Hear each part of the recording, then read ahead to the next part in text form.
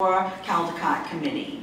She has served on advisory boards and helped shape ALSC partnerships, including NASA at Your Library, Born to Read, Read Right Now, and Prescription for Reading. It is especially fitting that we are presenting this award in this city, since Maria is the former coordinator of children's services at the DC Public Library System.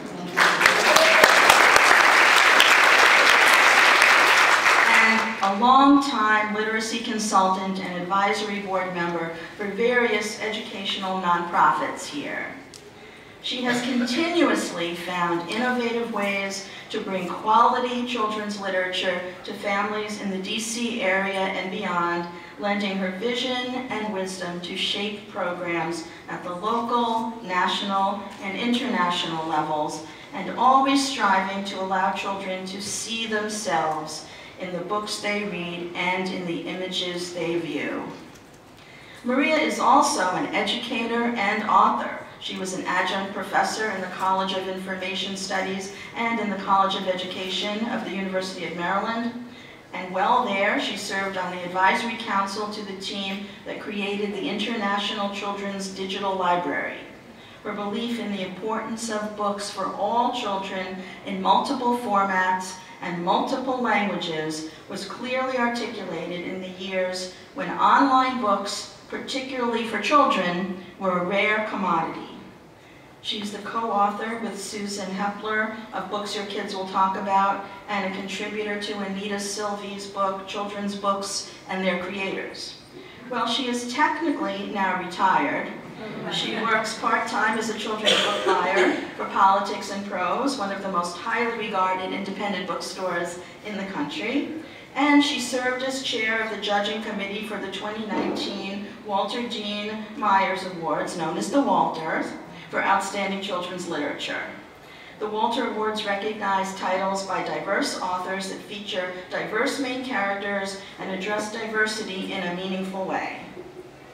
It is my great pleasure to present Maria B. Salvadore with the 2019 ALSC Distinguished Service Award.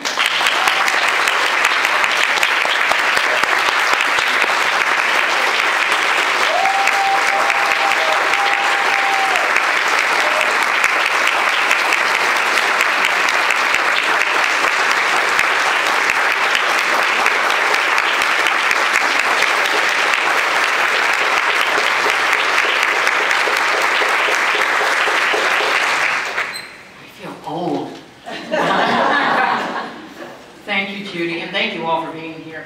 Thank you to the committee too. When I got the call, I was really flabbergasted, absolutely gobsmacked. My reaction wasn't because, and it isn't because, I'm overly modest, but simply because ALSC and Library Service to Children have given me the opportunity to do what I truly believe in and love. I also got a chuckle on that phone call when Judy told me that one of the committee members had said that I had been a member of ALSC longer than she's been alive.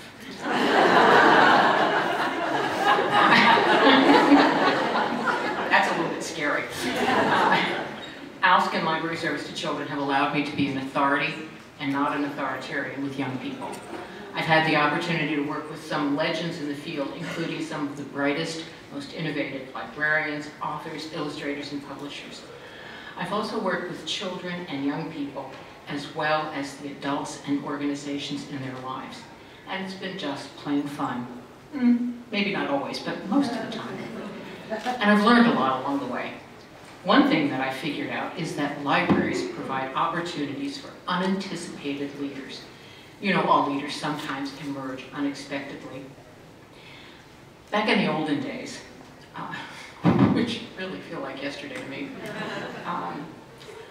when the rules weren't as stringent about religious celebrations in public spaces, one fifth grader with whom I worked wanted to put on a traditional Christmas play in the library.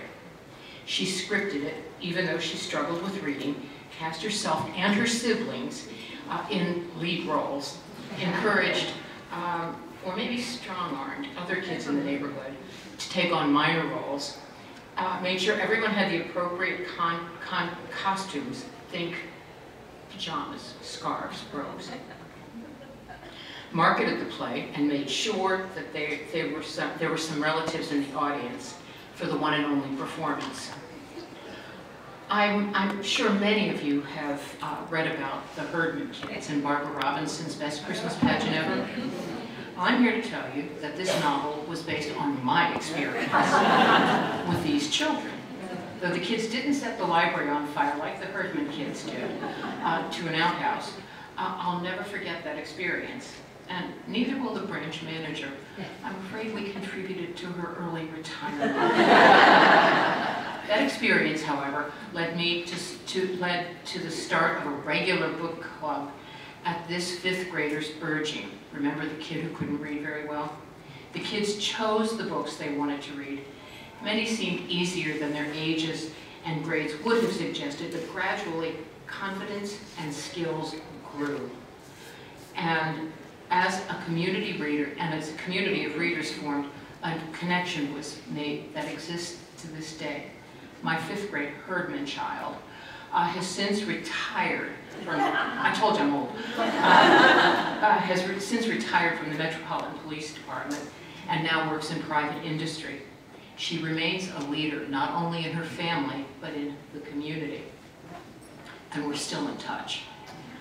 I've learned that ideas shared are stronger, longer lasting, just like the shared resources. When I was the coordinator of children's services here in DC, again, back in the olden days, the various library systems were all doing their own summer reading programs. Meeting with colleagues from around the region, we shared ideas and resources and created the first metropolitan-wide summer quest. It continued for a number of years to strengthen, share, and build on existing regional connections and resources. We built resources locally. ALSC has continued to do that, and I think it remains the ideal forum for resource sharing and networking.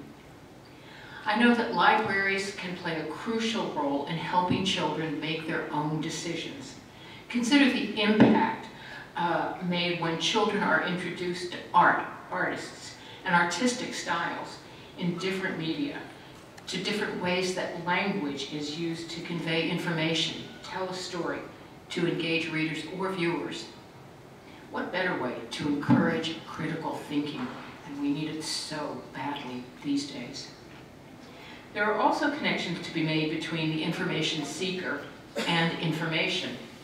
I remember a little boy came into the children's room when I was doing some work behind the desk. He plunked down a clear jar that contained the biggest, ugliest insect I had ever seen.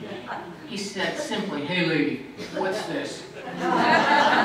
In those pre-internet days, it took some looking, but we discovered that in that jar was a very large, excruciatingly homely centipede.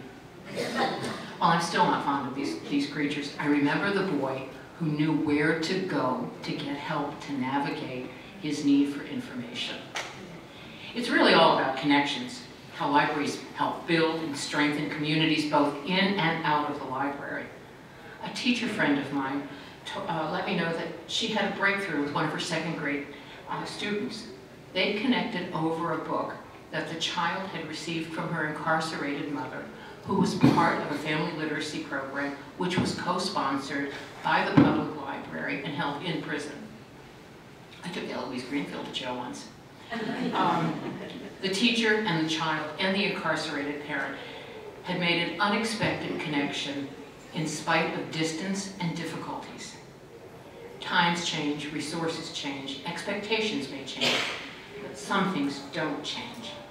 I'm reminded of what one of my predecessors, Miss Alpha Van Winkle, told me as the DC Library incorporated more and more computers into the various services throughout the physical system. She said in her very authoritative storyteller's voice, "Miss Salvadore, never forget that the best computers are the ones we've got between our ears." Miss Van Winkle recognized early on that people are the connective tissue between past and present, expressed and perceived needs, between generations. These connections are always made with a touch of humor sometimes a bit of intuition, and a dose of patience, but always with the child in mind. Thank you all for letting me be part of this amazing group.